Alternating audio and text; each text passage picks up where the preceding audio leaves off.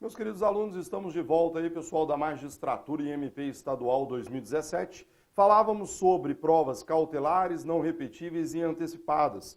Ficou faltando o último conceito, que seria o de provas antecipadas. Renato, o que é uma prova antecipada? Tá aí na tela para vocês o conceito. Vamos lá. São aquelas produzidas com a observância do contraditório real. Aqui, pessoal, cuidado. Uma diferença nítida em relação aos dois conceitos anteriores. Os dois conceitos anteriores, eu disse, o contraditório ali seria diferido. Aqui não, é real, ou seja, é um contraditório para a prova. É um contraditório que é observado por ocasião da produção da prova. As partes estarão presentes na hora da produção dessa prova. Legal? Então vamos lá. Produzidas com observância do contraditório real. E por que ela é chamada de prova antecipada? Porque ela é produzida no momento processual distinto daquele legalmente previsto ou até mesmo antes do início do processo. Ou seja, ela pode ser produzida tanto na fase investigatória quanto na fase judicial. Depende de autorização judicial, característica que a aproxima das provas cautelares. Só que diferencia-se dos dois conceitos anteriores, porque, como vimos, o contraditório aqui é um contraditório real, ou seja, é um contraditório para a prova. Legal? Vamos lá. Melhor exemplo de prova antecipada. O melhor exemplo de prova antecipada, pessoal, está lá no artigo 225 do Código de Processo Penal. É o melhor exemplo de prova antecipada. O que diz o artigo 225? O artigo 225, ele trata de uma pessoa doente, de uma pessoa muito idosa, de uma pessoa que está na iminência de se ausentar. Por exemplo, para fazer uma viagem aí para a Síria. A pessoa vai fazer uma viagem para a Síria. Veja, a pessoa está indo embora para a Síria fazer uma viagem. A pessoa está internada no hospital, correndo risco de morte. O delegado pode ouvi-la durante as investigações? Pode. Mas você precisa entender que se o delegado ouvi-la acompanhado de um escrivão, o status dessa oitiva será o de um mero elemento informativo, que não é produzido com contraditório e ampla defesa. E amanhã será usado como tal durante o processo, não podendo fundamentar exclusivamente uma sentença. Maravilha. É aí que entra o artigo 225, pessoal. Por quê? O delegado é raro, mas o delegado pode representar para o juiz, dizendo, juiz, a única testemunha do crime está internada e pode morrer a qualquer momento. Que tal fazermos a colheita desse depoimento como prova antecipada? Puf, juiz defere.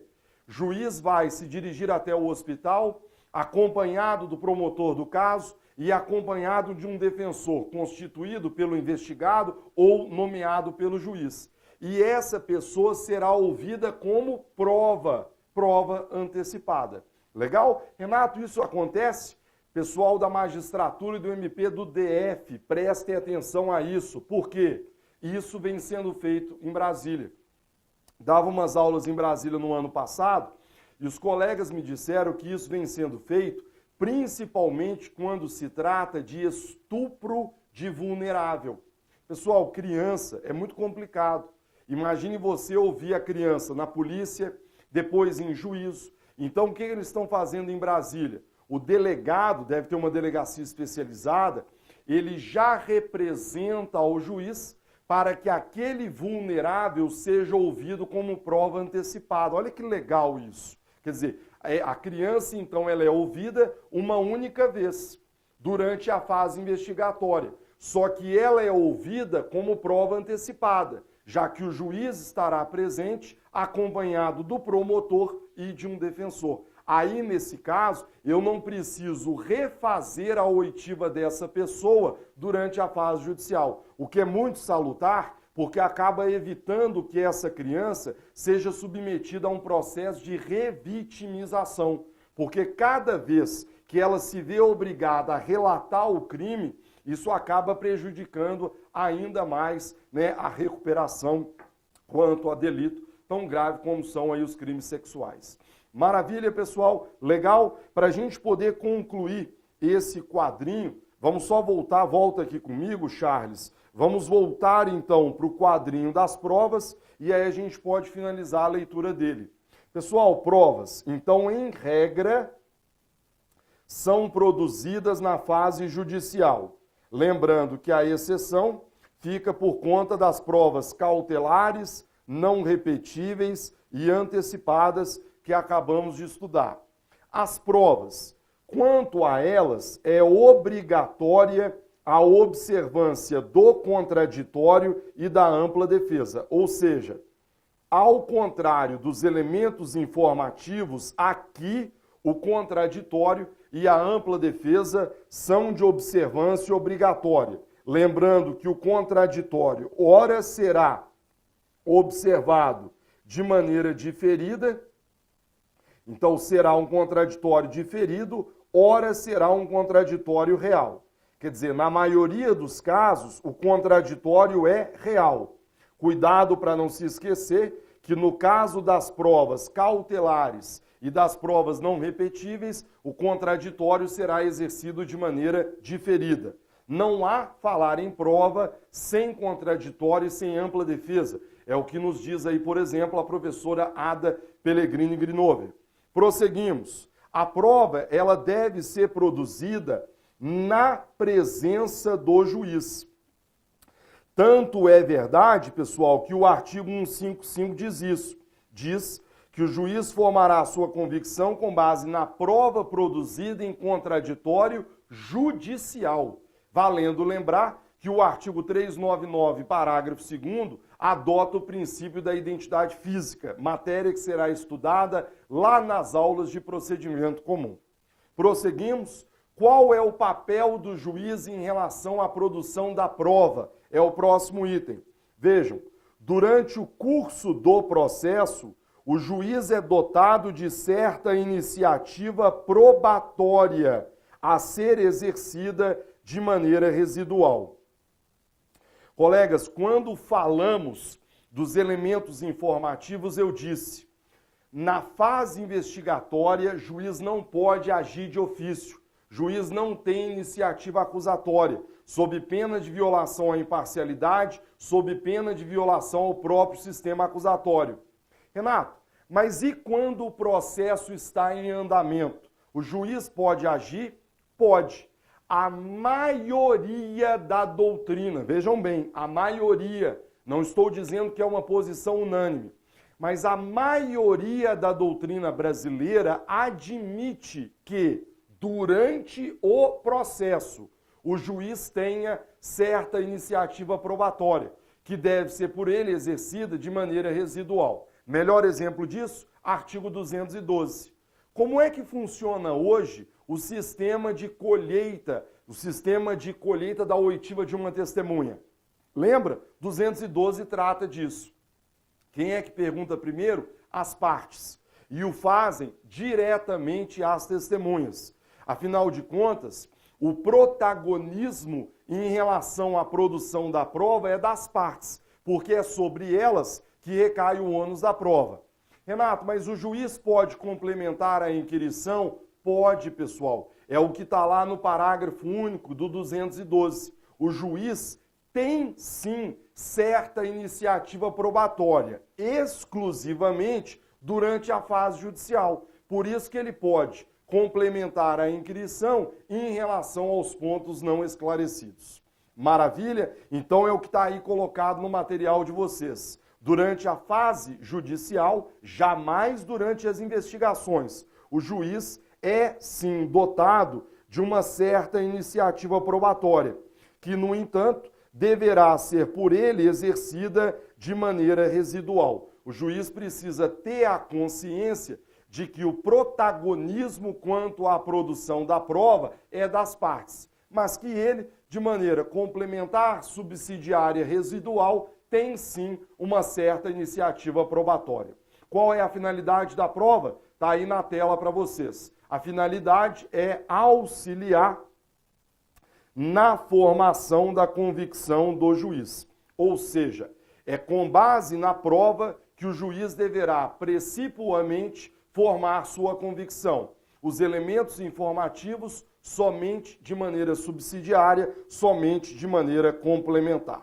Fechado? Então, pessoal, podemos fechar esse ponto da prova, podemos fechar esse ponto dos elementos informativos. E para a gente poder concluir essa breve introdução que já dura 4 blocos, né, Charles? A gente volta para o conceito para finalizar aí a sua explanação.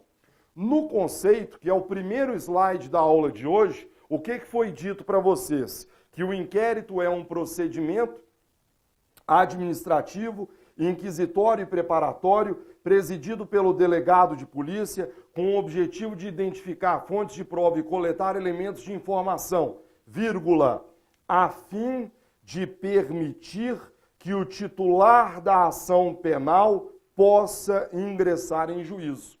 Renato, por que permitir que o titular possa ingressar em juízo? Senhores, procurem se lembrar que o Código de Processo Penal exige para o início de um processo a chamada justa causa. Está lá hoje no Código, no artigo 395, inciso 3, como uma das causas de rejeição da peça acusatória. Renato, mas o que seria essa justa causa? Seria um lastro probatório mínimo, indispensável para o início de um processo. Pessoal, o processo penal, ele não pode ser uma aventura leviana e temerária. Eu preciso de um mínimo de elementos para dar início a um processo. É exatamente por isso que, geralmente, um processo é presidido de uma investigação preliminar. Porque é nessa investigação preliminar que eu vou coletar elementos mínimos quanto à autoria e materialidade, exatamente para não dar início a um processo temerário. Legal? Então essa é a finalidade última do inquérito, ou seja, você coleta elementos mínimos para que amanhã você possa ingressar em juízo. Fechamos então, meus amigos, aí o conceito de inquérito policial e vimos tudo o que interessa quanto a esse conceito. Agora, então, nós podemos avançar e podemos ingressar no item de número 5, aí exibido para vocês, que diz respeito às características do inquérito. Só tomar aqui a água que passarinho não bebe. Item de número 5. Características do inquérito policial. Ah, Charles, né? Essa água aí batizada é uma delícia, né? Características do inquérito policial. Vamos lá? Primeira delas, procedimento escrito. Senhores, característica muito tranquila, porque de acordo com o artigo 9º do CPP, todas as peças do inquérito serão reduzidas a escrito ou datilografadas e rubricadas pela autoridade. Dizer isso é fácil. Na verdade, mais interessante que isso é esclarecer para você se o inquérito pode ser gravado.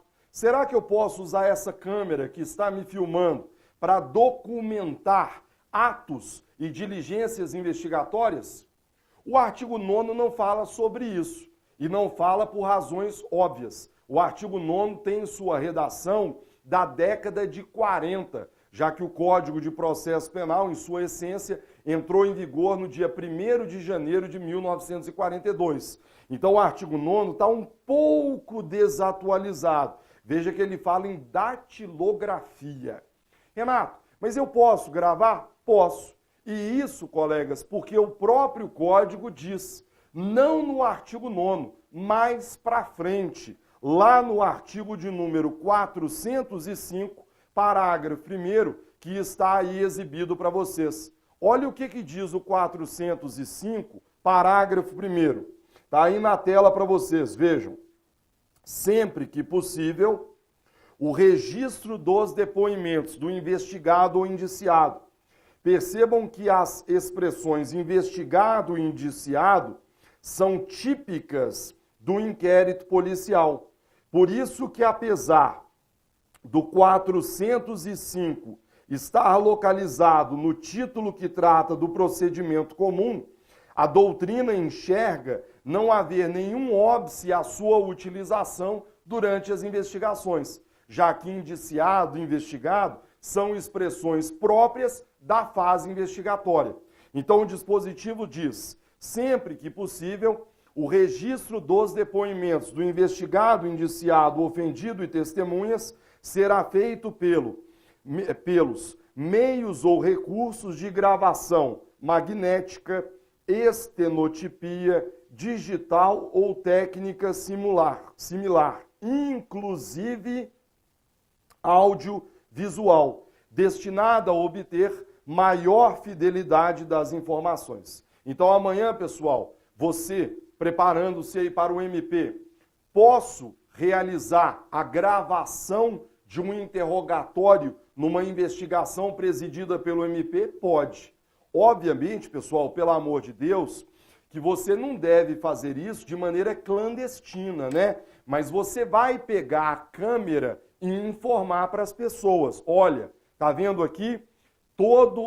Todas as diligências estão sendo gravadas, tá? Tudo isso está sendo documentado. Isso hoje é uma prática muito comum. Aliás, é uma prática salutar e recomendável, porque aí você consegue evitar questionamentos quanto à lisura da investigação. Todos nós que atuamos em investigações sabemos disso. Amanhã, quando chega em juízo, geralmente a pessoa vai dizer que foi torturada, que foi constrangida, que o advogado não estava presente. Pronto, você grava tudo, né, audiovisual, para que amanhã não haja esse tipo de questionamento.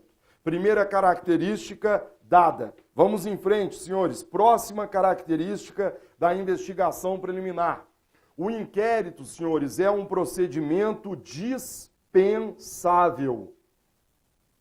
Essa aqui muito simples, né, pessoal, e muito básica, que por incrível que pareça, ainda é cobrada em algumas provas objetivas.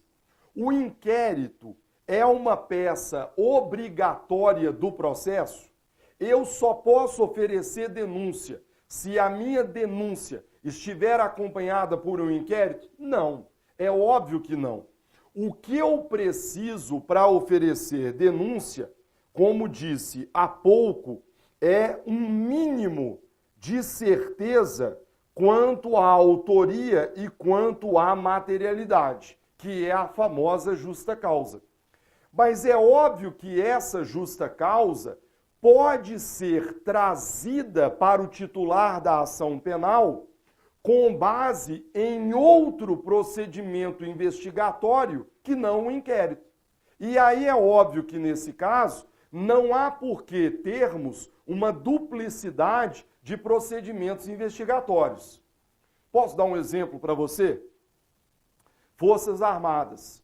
Geralmente, Forças Armadas, Charles, às vezes é cometido um ato ilícito e eles adoram instaurar, num primeiro momento, uma sindicância. E aí eles mandam a sindicância para nós, promotores militares. Ora, às vezes, na sindicância, eu já tenho todos os elementos necessários para oferecer denúncia. Preciso requisitar um inquérito? É óbvio que não.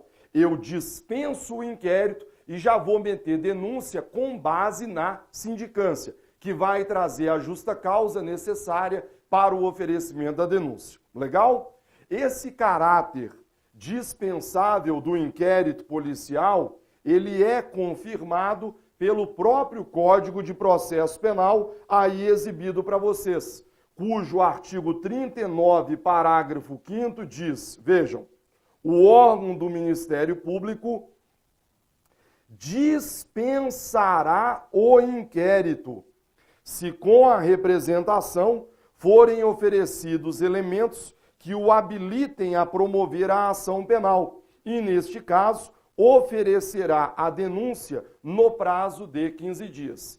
Percebam então, colegas, que o inquérito é uma peça dispensável, desde que você tenha elementos ministrados por outra peça de informação que não o inquérito policial. Caminhamos?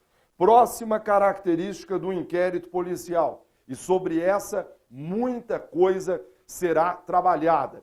O inquérito policial, senhores, é um procedimento sigiloso. Sobre o assunto, o Código de Processo Penal diz, artigo 20, a autoridade assegurará no inquérito o sigilo necessário à elucidação do fato ou exigido pelo interesse da sociedade. Colegas, várias observações importantes. Primeira delas, Renato, mas como é que fica essa característica do inquérito à luz do princípio da publicidade, previsto aí expressamente na Constituição, lá no artigo 93, inciso 9. Então, como é que fica a questão do sigilo no inquérito à luz do princípio da publicidade? Primeiro, senhores, a Constituição, no artigo 93, inciso 9, diz: todos os atos processuais serão públicos. Então, na verdade, pessoal, a regra quanto à publicidade é quanto aos atos processuais. E como já foi dito várias vezes ao longo da aula de hoje, inquérito não é processo. Inquérito é procedimento preparatório. Por isso que não há falar em absoluta aplicação do princípio da publicidade às investigações. De mais a mais, pessoal, o aluno precisa entender que a publicidade prejudica o trabalho investigatório. Porque se você dá publicidade à investigação, você coloca em risco a descoberta das fontes de prova. Né? Vamos imaginar, tem uma quadrilha, tem uma associação especializada em tráfico. Né? Vamos dar um exemplo. Por exemplo, Charles, eu viro e falo assim, olha, aqui em São Paulo tem uma faculdade. Eu não vou citar nome para não complicar. A faculdade Piririm, Piririm, Piririm. E a polícia tem informações, isso eu falando com o Datena, a polícia Datena tem informações de que há uma associação de alunos vendendo drogas na faculdade Piririm, Piririm, Piririm. Espera aí, se eu estou dando essa informação, se eu estou dando publicidade a ela, é óbvio que amanhã não se assuste se nenhuma fonte de prova for encontrada quanto a essa associação especializada no tráfico de drogas. Legal? Então, pessoal, o sigilo vale em regra para a fase judicial, publicidade ampla. Em algumas hipóteses, publicidade restrita. Inquérito não é processo, por isso que, em regra, deve tramitar de maneira sigilosa. Observação importante quanto a esse caráter sigiloso. Está aí na tela para vocês. Em regra, o sigilo deve valer para o inquérito policial. Exatamente porque o elemento do sigilo e o elemento da surpresa são essenciais para a eficácia das investigações, como acabei de exemplificar para vocês. Agora, cuidado, porque para toda regra existe exceção. Cuidado com isso, senhores, por quê? Porque em algumas hipóteses a publicidade pode ser útil para as investigações. Então, em algumas hipóteses, o delegado deve deixar de lado o sigilo e dar publicidade às investigações. Porque a publicidade vai ajudar o trabalho investigatório. Qual é o melhor exemplo? Coloco aqui no manual. O melhor exemplo, sem dúvida alguma disso, pessoal, é um exemplo de investigação em que eu disponha do retrato falado de um criminoso, porém não tenha informações quanto à sua qualificação. Posso dar um exemplo? Curitiba.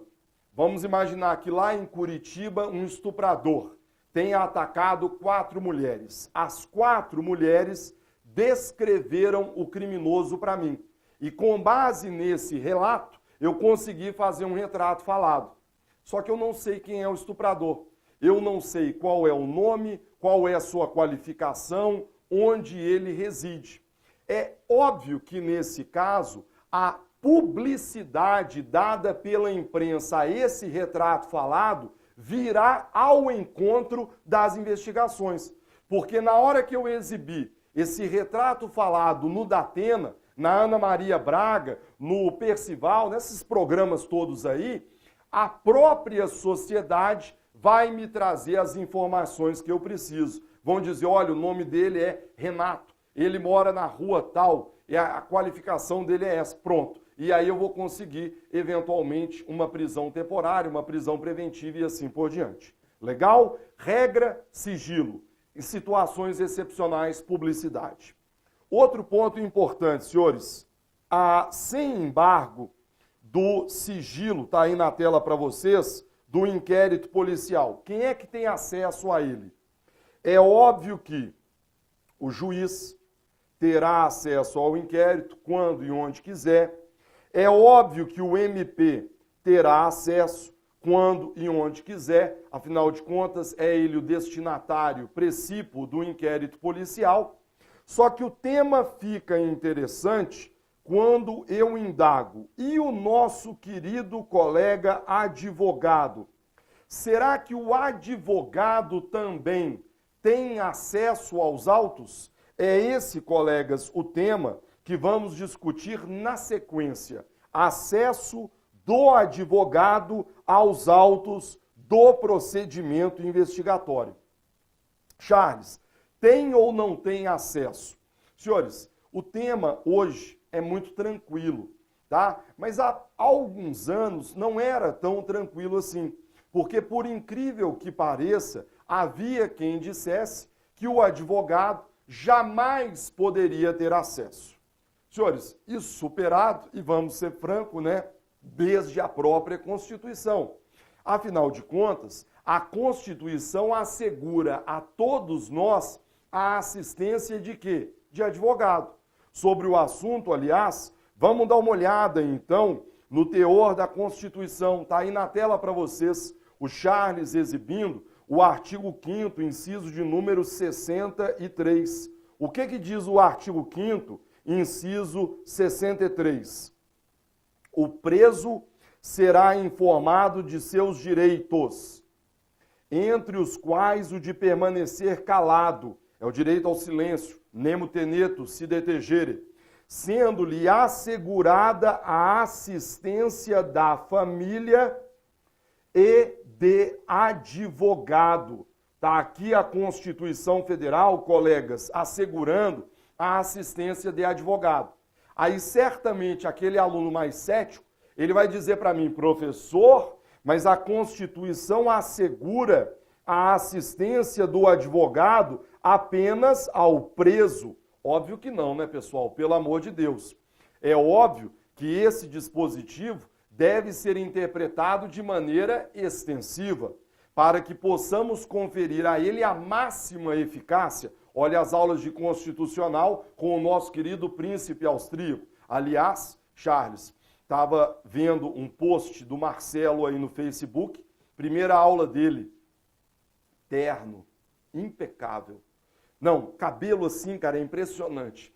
Pode vir assim um tornado, não mexe, né? Impecável. Aliás, a camisa dele não amarrota. Parece que tem um personal stylist que passa a roupa dele antes da aula. E aí o cara vem para a primeira aula comigo e fala assim, nossa, olha esse mulambo aí de processo penal, só vem com essas camisas polo, o cara nem terno não usa, né? É o nosso príncipe austríaco, nosso querido Marcelo Novellini, né, pessoal? Constitucional é uma matéria nobre, por isso que parece que os professores, né, não falam palavrão. Depois você assiste uma aula do Novellini. Aí você pega processo penal comigo e com o Clebão, a coisa horrorosa, que é palavrão para cá, palavrão para lá. E aí a gente já pede desde já desculpas, né, pessoal? Mas é porque processo penal, você faz audiência a tarde inteira com essa turma. E aí, meu amigo, infelizmente você é contaminado pelo linguajar. Maravilha? Então, pessoal, o novelino, ele estuda com vocês, né, a hermenêutica constitucional. Você não pode interpretar um direito de maneira restritiva. Você deve conferir a ele a máxima eficácia. Por isso que a doutrina diz que isso aqui não é só o preso. Na verdade, isso aqui é o nosso imputado no processo penal. O imputado é o suspeito, é o investigado, é o indiciado, é o acusado. E pouco importando se esse imputado está preso ou se esse imputado está solto. Porque você deve conferir ao inciso 63 a sua máxima eficácia. Então, todo e qualquer imputado no processo penal, ele tem direito à assistência de advogado. Ora, se eu tenho direito à assistência de advogado, você há de concordar comigo que essa assistência passa obrigatoriamente pelo acesso aos autos do inquérito. Afinal de contas, como é que o advogado vai poder agir, como é que ele vai poder prover essa assistência se ele não tem acesso aos autos? Legal? Colegas, não bastasse então a própria Constituição já assegurar o acesso do advogado aos autos, fato é que o Estatuto da OAB também o faz. E, aliás, desde o ano de 1994. O detalhe interessante sobre o assunto é que o Estatuto da OAB, nesse ponto, foi alterado recentemente e, inclusive, melhorou-se a redação do inciso 14, que está aí exibido para vocês. Primeiro, pessoal, eu exibo a redação antiga, tá? Que vai dizer, são direitos do advogado, redação antiga. Preste atenção até para você ver as diferenças. Examinar em qualquer repartição policial, mesmo sem procuração, autos de flagrante e inquérito, findos ou em andamento, ainda que conclusos à autoridade, podendo copiar peças e tomar apontamentos. Essa é a redação antiga. No ano passado, 2016, a Lei 13.245 deu nova redação a esse inciso 14 e tornou a redação mais adequada à atual realidade investigatória. Dá uma olhada comigo na redação dada pela Lei 13.245. São direitos do advogado examinar em qualquer instituição responsável por conduzir investigação.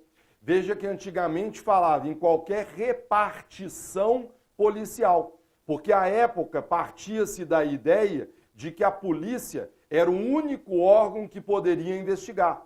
Só que isso hoje já ficou para trás. Sabemos que o Supremo reiterou em 2015 a possibilidade de outros órgãos investigarem, como, por exemplo, o Ministério Público. Então a lei foi alterada porque, de fato, o acesso que o advogado tem não é apenas ao inquérito na polícia. O acesso que o advogado deve ter é a qualquer procedimento investigatório, seja ele presidido pela polícia, seja ele presidido pelo Ministério Público. Continue comigo. Examinar em qualquer instituição responsável por conduzir investigação, então aí você inclui polícia, Ministério Público, etc., mesmo sem procuração, autos de flagrante e investigações de qualquer natureza. Colegas, vejam bem, não é apenas flagrante, não é apenas inquérito, como dizia a redação anterior. Esse acesso diz respeito a investigações de qualquer natureza. Detalhe, inclusive não sendo de natureza criminal. A lei é muito clara, né? Qualquer natureza. A lei não fala de natureza criminal. Então, por exemplo, seu cliente está sendo objeto de uma investigação administrativa. Pode ter acesso? É óbvio que sim, porque a lei fala em investigações de qualquer natureza. Para a gente poder concluir, findos ou em andamento, ainda que conclusos a autoridade, podendo copiar peças e tomar apontamentos em meio físico ou digital. Hoje a gente sabe que muitos advogados vão até a polícia, vão até o MP e ao invés de levar o processo para tirar cópia, tiram fotos com o celular. Perfeitamente possível. Legal? Breve intervalo, 35 minutos, voltamos já já.